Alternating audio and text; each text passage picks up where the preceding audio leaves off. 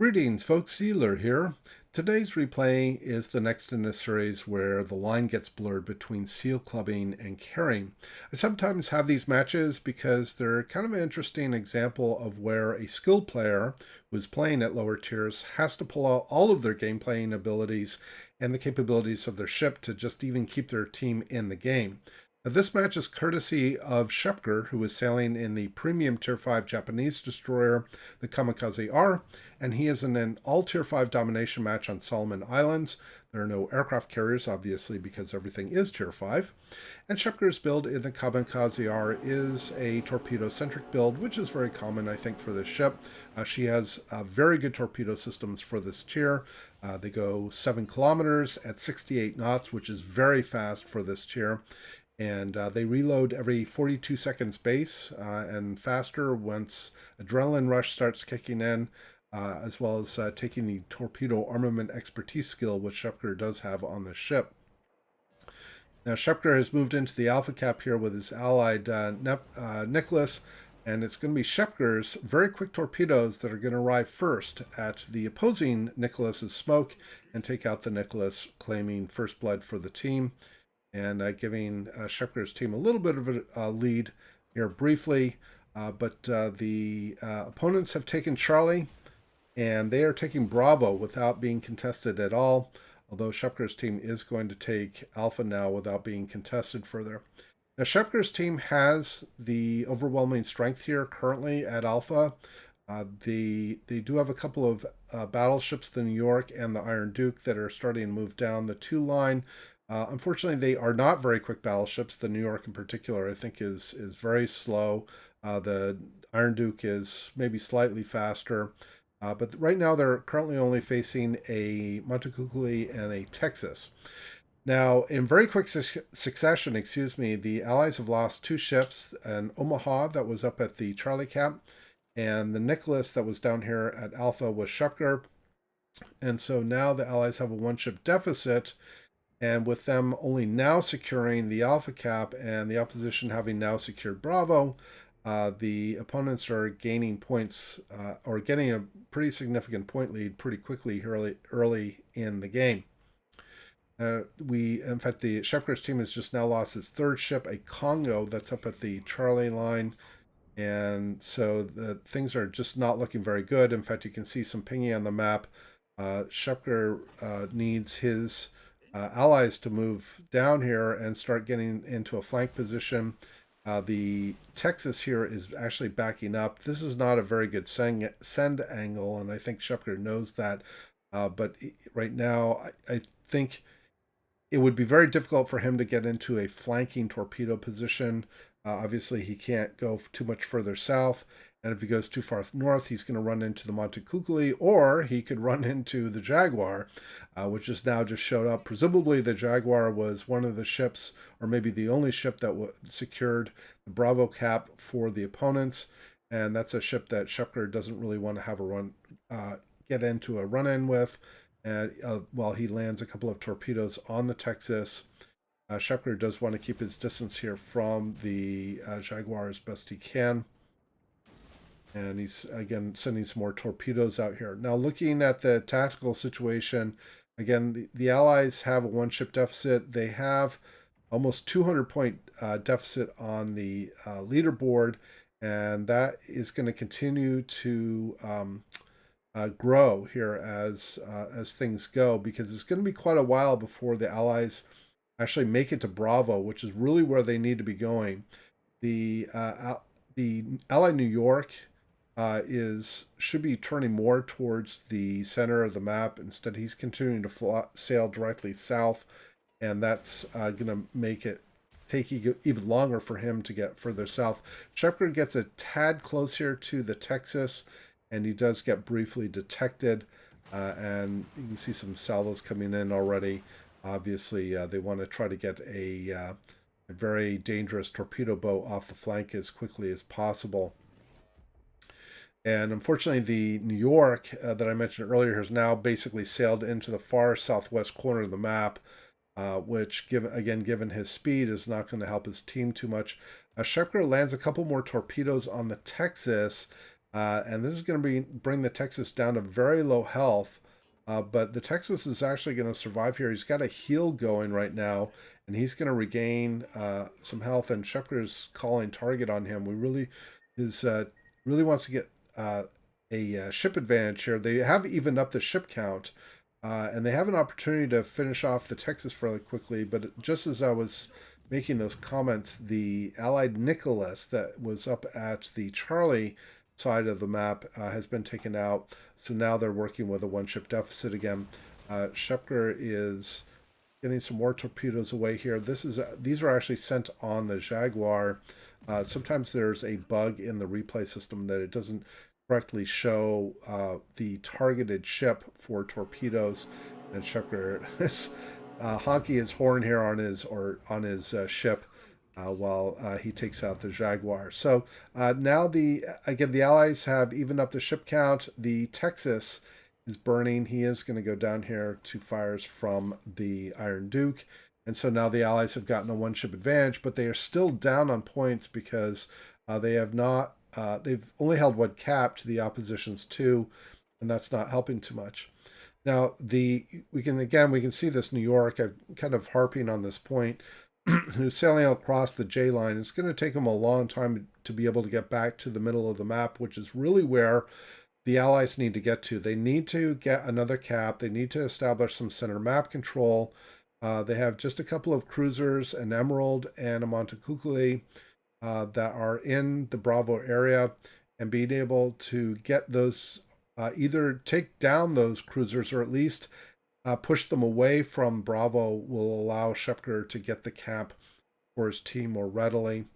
Unfortunately, the Allies lose their Koenig, which was one of the ships that had gone to the Charlie cap and has been fleeing up to this point.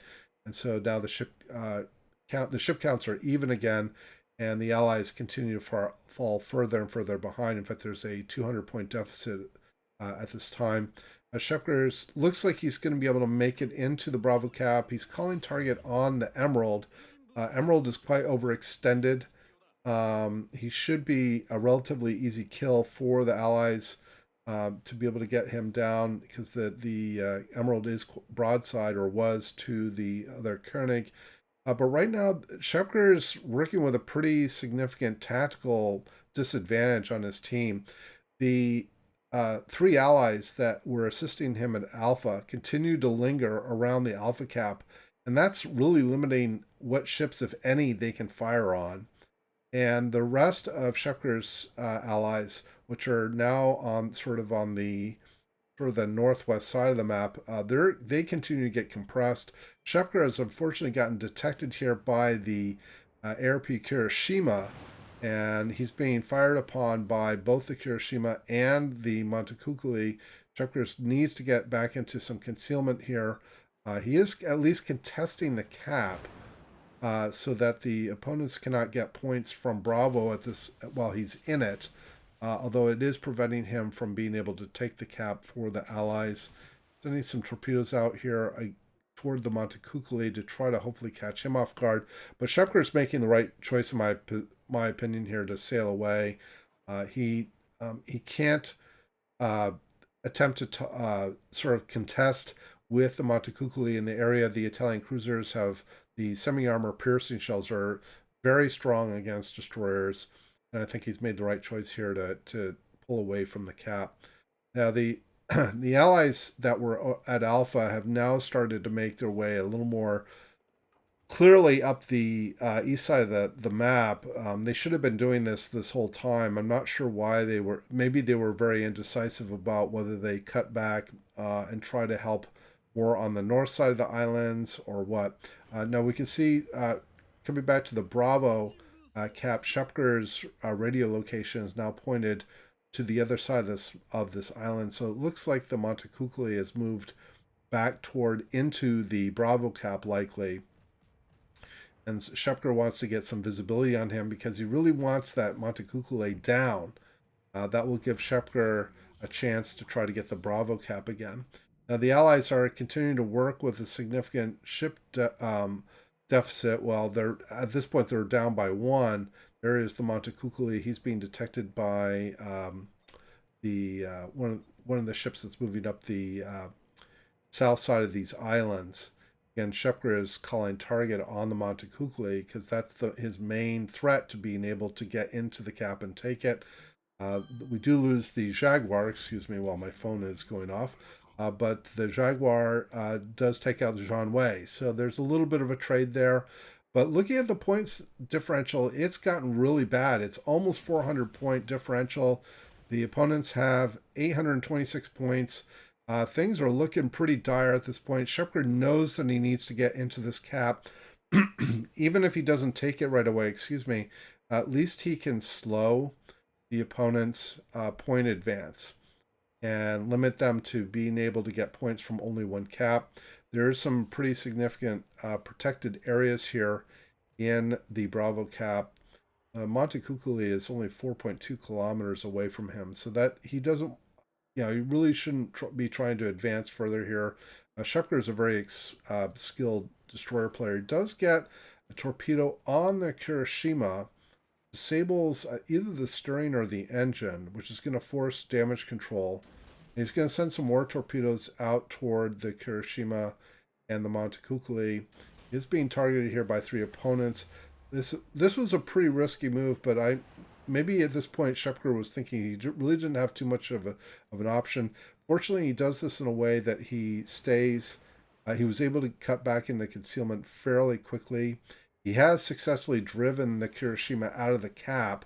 Thankfully, his allied Iron Duke has also moved in to Bravo, and this should allow the allies to get the cap a little more readily unless the Iron Duke starts getting contested. The allies have now lost their Congo. That was the last of the ships that had moved toward the Charlie cap and had retreated all the way back to the 1 line. So things are just really not looking very good at all. The opponents are down to, they've got a 500 point deficit. The opponents are at 940 points. Some torpedoes coming in here, presumably from Montecuccoli, I believe, or maybe that was from the Emerald. Dropping some smoke here, and there is the Kirishima, who backed up into the cap. And Schepker is going to fire on the Emerald, because the Emerald has almost no health. He gets a bunch of torpedoes on the Kirishima, kills the Kirishima, and he's outrun his smoke here. So this is a pretty dangerous situation for him. And there is the double strike as he gets a shell on the low health Emerald. And thanks to his very short firing, main artillery or main battery firing range, he's actually dropped back into concealment because the Montecuccoli is outside his range. Schepker, I don't know if he's going to send torpedoes here in the event the Montecuccoli pushes back. Now, the opponents have moved into Alpha, so they're taking the one cap that the Allies did have, but the Allies are now securing Bravo, and they've also moved into the Hawkins, which was one of the cruisers that was with Schepker at Alpha, has moved into Charlie, and he should be able to take that cap without being contested. And while that's not going to allow them to advance from a point perspective too quickly against this 300 point deficit, it will help quite a bit in terms of being able to at least slow the opponents from getting closer to 900 points. The Iron Duke does take down the Montecuccoli, which definitely helps as well. So now they've actually brought this to a 1-ship advantage.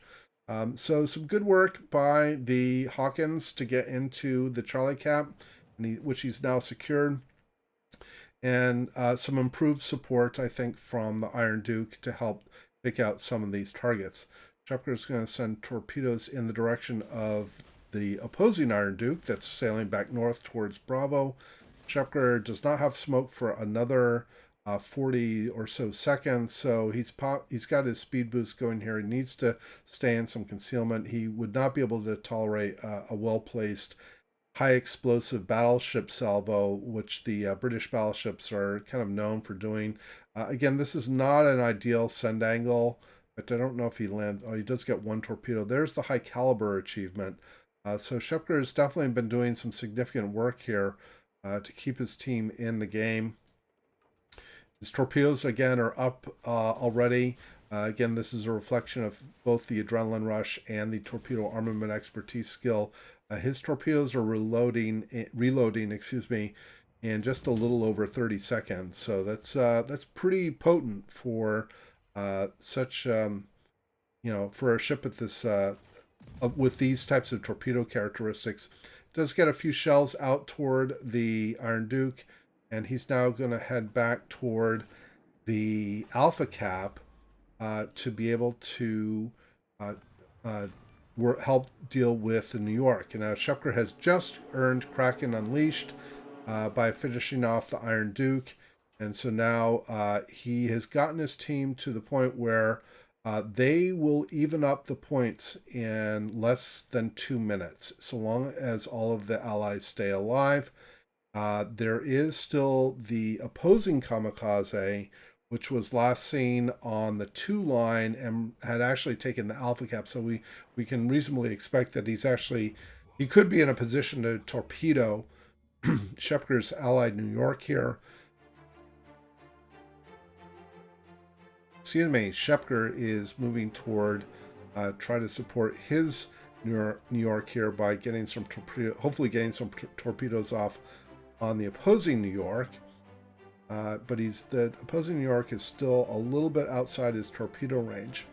And as he's closing in on this New York, he is going to detect Kamikaze here in just a moment.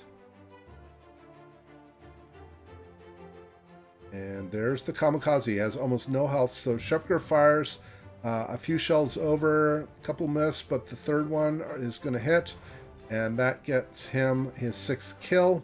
Getting some torpedoes here on the New York. Again, the bug with the replay.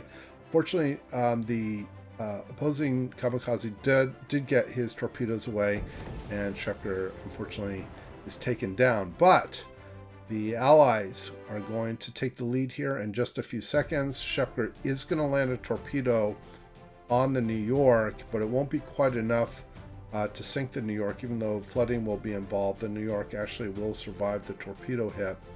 And in fact, the New York is going to survive this match with almost no health, but the Allies are going to win. So, very well played, Schepker. Thank you very much for sharing this with us. 144,000 in damage, 6 kills, 3 devastating strikes. So definitely some seal clubbing characteristics here in terms of the capability of the Kamikaze, but was definitely needed in order to keep the team in the game. So a very interesting match.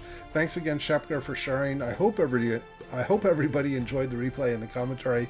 Please do leave your comments below. And as always, we hope to see you out there on the virtual seas, and we wish you happy sailing.